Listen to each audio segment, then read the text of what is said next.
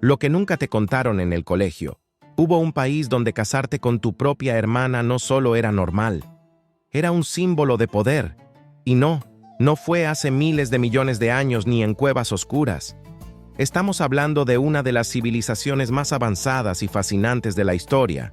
Prepárate, porque al descubrir esta tradición vas a levantar una ceja y decir, ¿seguro que esto estaba bien? Bienvenidos a Historia Incómoda, el canal donde exploramos esos rincones del pasado que los libros de texto prefieren omitir, donde la humanidad demuestra que, a veces, las decisiones más peculiares se tomaron en nombre de la grandeza.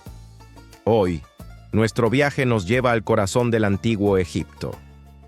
Sí, el majestuoso lugar de las pirámides imponentes, los faraones todopoderosos y los rituales grandiosos, pero también el lugar donde la familia real llevaba la frase «mantener todo en familia» a un nivel completamente literal y para nosotros hoy bastante desconcertante.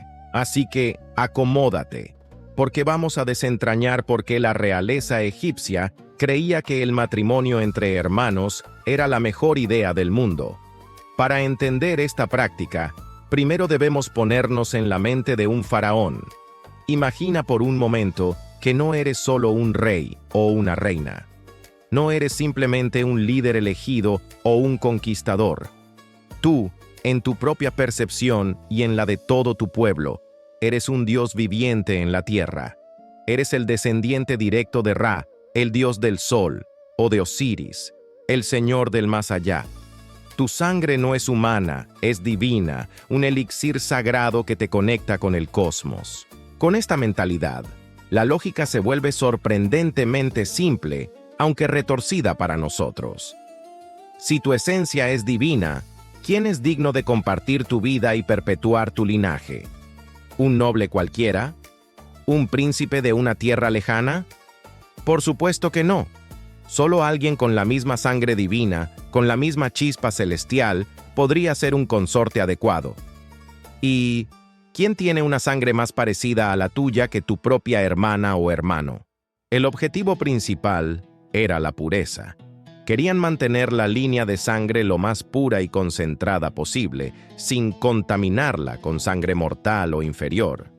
Era una estrategia para preservar el poder, la legitimidad y, sobre todo, su estatus divino. Desde su perspectiva, no era una cuestión de afecto o de elección personal. Era un deber cósmico, una responsabilidad para con los dioses y para con el reino. El trono de Egipto no era para cualquiera, y al casarse entre hermanos, se aseguraban de que el poder quedara literalmente en casa. Cosas de dioses, supongo.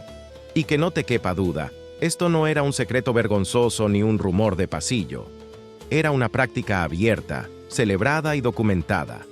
Grandes figuras históricas, cuyos nombres resuenan a través de los milenios, participaron en esta tradición.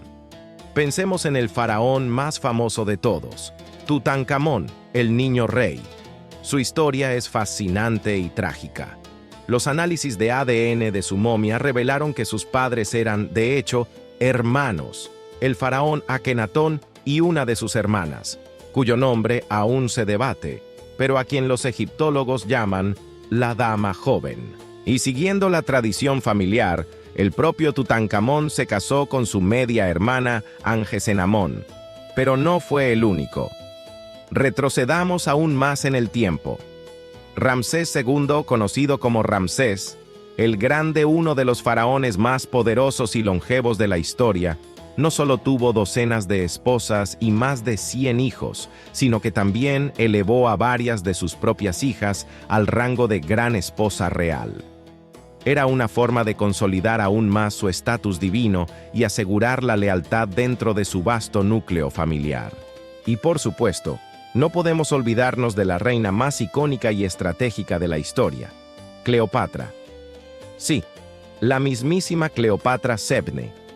Ella pertenecía a la dinastía tolemaica, de origen griego, pero adoptaron muchas costumbres egipcias para legitimar su gobierno, incluyendo esta. Cleopatra gobernó junto a sus dos hermanos menores, Ptolomeo XIII y Ptolomeo XIV, con quienes estuvo casada en diferentes momentos de su turbulento reinado. Egipto, definitivamente, fue la cuna de la civilización, y al parecer también de las decisiones familiares pero que muy creativas. Ahora bien, la idea de mantener la sangre divina pura sonaba genial en la teoría, en los papiros y en los murales de los templos. Pero la realidad biológica es implacable y no entiende de dioses ni de faraones. La naturaleza siempre manda, y las consecuencias de esta práctica endogámica prolongada durante generaciones fueron, como era de esperar, bastante negativas. Los estudios modernos realizados en momias reales, utilizando tomografías computarizadas y análisis genéticos, han pintado un cuadro de salud bastante sombrío para muchos de estos gobernantes divinos. Tutankamón es de nuevo el ejemplo perfecto. Sufría de múltiples problemas de salud congénitos. Tenía un pie zambo, lo que le obligaba a caminar con bastón. De hecho, se encontraron más de 130 bastones en su tumba. Padecía también la enfermedad de Köhler, una rara afección ósea y probablemente una hendidura en el paladar. Su sistema inmunológico era débil, lo que lo hizo vulnerable a enfermedades como la malaria, cuyos parásitos se encontraron en su cuerpo. En resumen, la búsqueda de la pureza divina, a través del incesto real, resultó en una acumulación de genes recesivos que provocaron debilidad ósea, problemas respiratorios, una menor esperanza de vida y una mayor susceptibilidad a las enfermedades. La naturaleza, con su sabiduría milenaria, siempre ha favorecido la diversidad genética. Al ignorar esta ley fundamental, los faraones, sin saberlo, estaban debilitando su propio linaje en su intento por fortalecerlo. Ironías de la historia. Llegados a este punto, la pregunta es inevitable. Si las consecuencias eran tan evidentes, ¿por qué la gente lo aceptaba? ¿Por qué nadie levantó la voz? Lo más sorprendente es que el pueblo egipcio no solo lo aceptaba, sino que lo veía como algo natural y correcto. Para el campesino promedio que trabajaba en las orillas del Nilo, el faraón no era un simple hombre.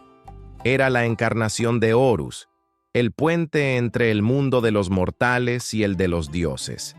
Su forma de vida, por lo tanto, no tenía por qué seguir las mismas reglas que la de los demás. La gente común pensaba, si nuestros gobernantes son seres celestiales, tiene sentido que vivan de manera diferente. Sus matrimonios no son como los nuestros. Son alianzas divinas que garantizan el orden cósmico, la crecida del Nilo y las buenas cosechas. Lo respetaban, lo celebraban y jamás lo cuestionaron públicamente. Era una parte integral de su cosmovisión. Y seamos sinceros, la estructura social del antiguo Egipto no era precisamente una democracia con libertad de expresión. Cuestionar una decisión del faraón era como cuestionar la voluntad de los dioses. Era una blasfemia y una traición. Imagina por un momento ser un sacerdote o un noble y plantarte delante del faraón para decirle: «Oye, creo que casarte con tu hermana no es una buena idea». El spoiler es bastante obvio. Probablemente acabaría siendo comida para los cocodrilos, o con suerte, momificado mucho antes de tiempo. El miedo y la devoción eran dos fuerzas muy poderosas que mantenían el sistema en su sitio. Entonces, ¿cómo terminó esta tradición milenaria? Como la mayoría de las grandes transformaciones culturales, no fue un cambio de la noche a la mañana. Fue un proceso gradual, impulsado por una combinación de factores. La llegada de otras potencias y la influencia de nuevas culturas, especialmente la griega con la dinastía tolemaica y, más tarde, la romana, comenzaron a introducir nuevas ideas y costumbres. Aunque los ptolomeos adoptaron la práctica al principio para legitimarse, las constantes luchas internas y el creciente contacto con el mundo mediterráneo, donde esta costumbre era vista como bárbara, empezaron a erosionarla. La conquista de Egipto por Roma en el año 30 a.C. fue el golpe definitivo. Los romanos tenían sus propias leyes y tabúes muy estrictos contra el incesto, y aunque respetaban algunas tradiciones egipcias, esta no fue una de ellas. Con el tiempo, la ciencia y la medicina también avanzaron, y aunque no entendían la genética como hoy, la observación empírica probablemente les mostró que algo no iba bien en esos linajes.